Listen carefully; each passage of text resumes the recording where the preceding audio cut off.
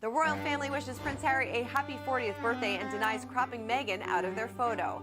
Plus, Prince George is beginning his flying lessons, and James Middleton opens up about his mental health, his meeting with the Queen, and his relationship with Prince William. We got that plus so much more in today's Royally Us. Hey everyone, it's Christina and welcome to Royally Us. We have a lot of big news to get to, including Prince Harry turning 40 and who wished him a happy birthday. Yes, I'm sure everybody has seen that the royal family paid tribute to the Duke of Sussex on his milestone birthday.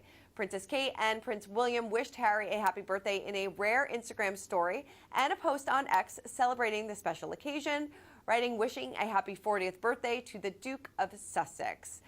Kate and William also shared King Charles and Queen Camilla's birthday message, which included a photo of the Duke of Sussex smiling. Now, as we know, senior members of the royal family have rarely shared public birthday posts for non-working royals. Prince Harry's 40th birthday appears to be an exception, probably because it is such a monumentous birthday. But as we know, whenever it's Harry and the royal family, there is certainly some drama. So following the post, the family denied that they cropped Meghan out of the picture, saying that the image was provided to them by a picture agency as a complete standalone image of the Duke. Yes, I guess the original photo did see Meghan alongside Harry. He was with two other people. A lot of people were saying that was cropped. I guess they're saying that it was sent to them. Either way, they wished him a happy birthday, and it seems like, you know, maybe this was an olive branch, especially when it comes to William and Kate, because as we know, they things definitely seem a little bit more icier between them than they do King Charles, but definitely a nice way to commemorate the big day. But as for his actual birthday, he was with his wife, Meghan Markle, attending the George Zajan tennis tournament in Los Angeles on September 14th. The Duke and Duchess of Sussex made a special appearance at the charity tournament in Los Angeles, which benefits the Alliance for Children's Rights in honor of Kelly McGee Zajan's late son George, and is sponsored by the Archwell Foundation. Now, Harry told the BBC, "I was anxious about 30, I'm excited about 40. Whatever the age, my mission is to continue showing up and doing good in the world." Now, since turning 30 a decade ago, the royal has settled down, as we know, with Meghan and their two children, Archie and Lilibet. He added, "Becoming a father of two incredibly kind and funny kids has given me a fresh perspective on life, as well as sharpening my focus in all my work. Being a dad is one of life's greatest joys and has only made me more driven and more committed to making this world a better place." Hopefully, he is enjoying, you know, his 40th birthday. I'm sure he celebrated it with his family and his friends. So happy birthday to Prince Harry. We'll talk more about him in just a second, but let's spill the royal tea because Prince George appears to be following in his father's footsteps. An eyewitness revealed to UK's The Sun that George, who is 11, had completed his first flying lesson at the Berkshire Airfield in England last week, just before he headed back to school. The publication reported that William and his wife, Princess Kate, looked on as their eldest son continued the royal family's tradition of flying.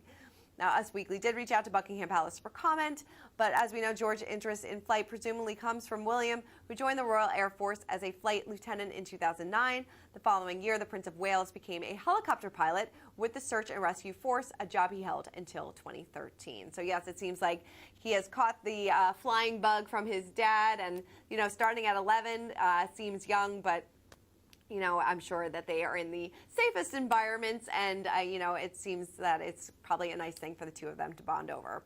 All right, well, circling back to Prince Harry, his late great-grandmother, the Queen Mother, deposited an estimated 19 million euros in a trust fund for her great-grandchildren in 1994.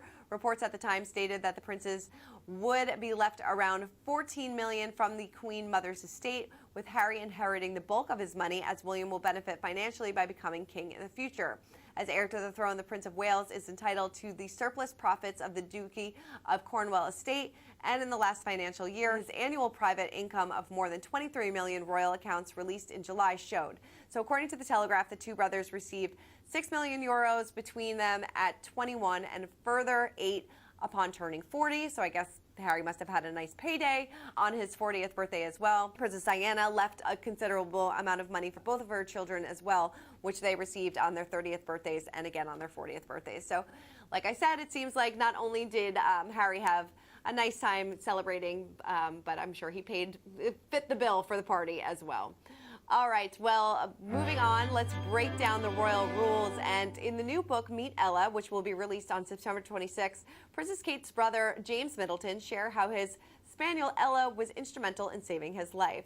In an excerpt from the book, which was published by the Daily Mail, he wrote, "Life is no longer worth living. I feel suicidal. I contemplate ways of dying so I can get off the giddy roller coaster that is sending me to the brink of madness."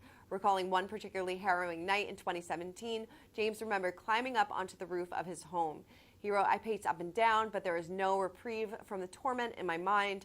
Dark thoughts crowd in on me. What can I do to make them stop? I think about jumping from the rooftop. Who would find me? A passing taxi driver?" Now, after considering how a potential suicide would impact his family, James was distracted by the sight of his pet dog. It is a really moving book, all about his mental health, about how his dog really helped him, about how family really helped him. And I actually spoke to James, which we will talk about next week, and what a lovely person, both, it seems like both inside and out. He seems to really be in a vulnerable state, like releasing all of this information about him, but it's so beautifully written, and I think people are really going to enjoy this side of him, and also I'm sure he'll be helping a lot of people as well. And there's also some really lighthearted moments in this book as well. He discussed his role in the royal wedding, and he reflected on his sister's demeanor after she announced her engagement to Prince William. He wrote, "Our family knew a day or so before it is officially announced in November of 2010. Catherine, Pippa, and I go out for a walk with Ella and Tilly to our local pub in a village close to Bucklebury. We sit in a corner, chattering quietly. Hannah, Pippa, and I want to be visibly excited, but we have to tamp down our emotions so no one suspects a thing. We make a quiet acknowledgement that we'll always be there for each other, look out for one another, support each other, no matter how crazy things get." Now, the happy news caused James to consider the ways in which the Prince of Wales had impacted Kate and the rest of the Middleton family.